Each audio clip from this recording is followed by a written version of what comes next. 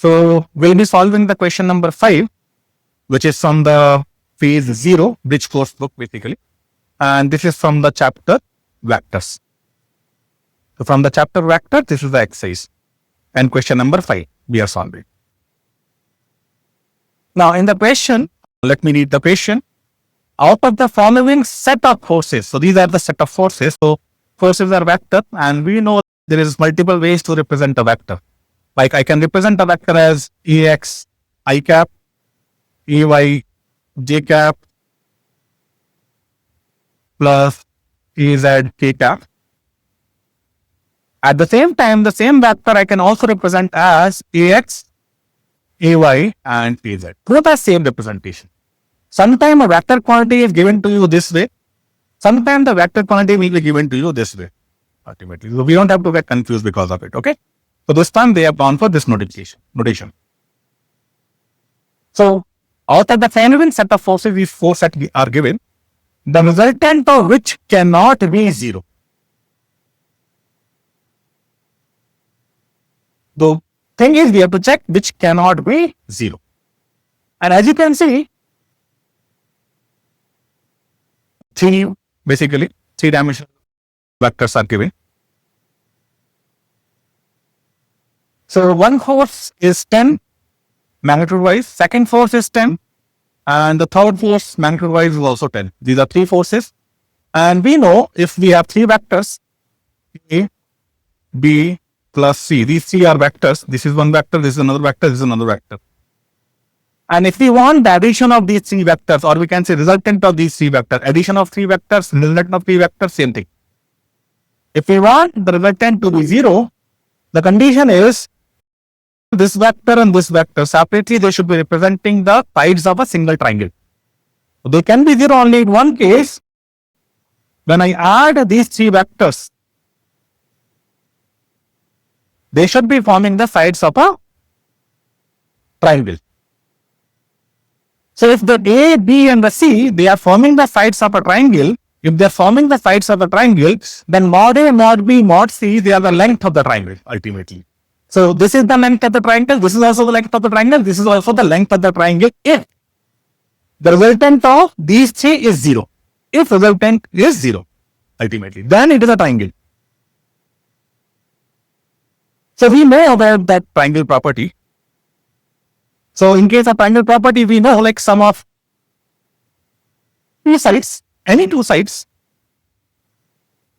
will always be more than the third side. And difference of two sides will always be less than of any third. That we know. If these two conditions follow, then it's a triangle. If these two conditions don't follow, then it is not a triangle. So we are talking about which cannot be 0. It means out of the 4 options, in one option, this condition will not follow. In 3 options, this condition will follow. In one option, this condition will not follow.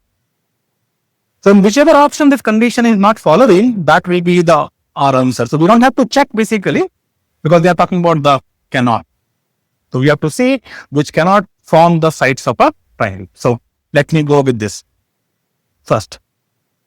If here I pick any two sides if I pick and I add, the addition is going to be 20. Addition is going to be 20, and we always know 20 is more than 10, so it is following this condition. Addition of 2 is more than 30. And if I take the difference of any two, that difference will be 0, which is again less than the third one, which is 10. So this is a triangle. This is a triangle. So this cannot be the right answer, because we have to find which cannot be the triangle.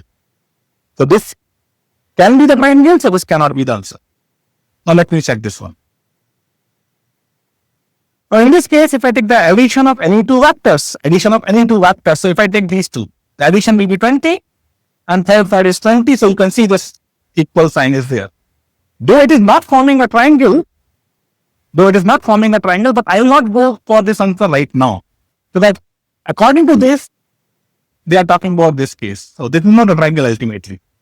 But in this case also, the resultant can be 0. There is one possibility in this case where the resultant can be 0, and that possibility is this 10 should be parallel and this should be anti-parallel. But it is not a triangle. So right now, I will not cancel this answer. I have to check the third and the fourth option. But this can be the triangle as well as cannot be the triangle. You have to select the best one. So if I go for this option, and if I add any two, if I add these two, addition is 30. If I add these two, addition is 40. Let's go for the smaller one. Addition will be 30, which is more than the third one. So there is no issue. And if I go for subtraction between these two, let's say, then it's 10, which is less than the third one. So this is this will be the triangle. Since this will be the triangle, this can be formed as a triangle, so this will not be the answer. So A cannot be, first cannot be the answer, third cannot be the answer. Second, I'm pausing it right now. I go for the fourth one to check. Here as I add these two, 10 plus 20, the resultant is 30, which is less than the fourth one. So 30 cannot be more than or equals to 40. So outrightly you can see, in this case, whatever you do in this case, whatever angle is left in this case, the resultant can never be 0. That's what we have to. So this is the outrightly right answer. So in this case, I'll not go for this one. I'll go for this. Okay. So here, this question was little complicated in the sense basically we generally check what can be triangle. In this case, we had to check which cannot be. Okay. So at the time of solving these kind of questions, we have to be very cautious because by default, our tendency is to see the positive things, not the negative things. So we have to be a little cautious about when solving these kind of questions. Okay. Thank you.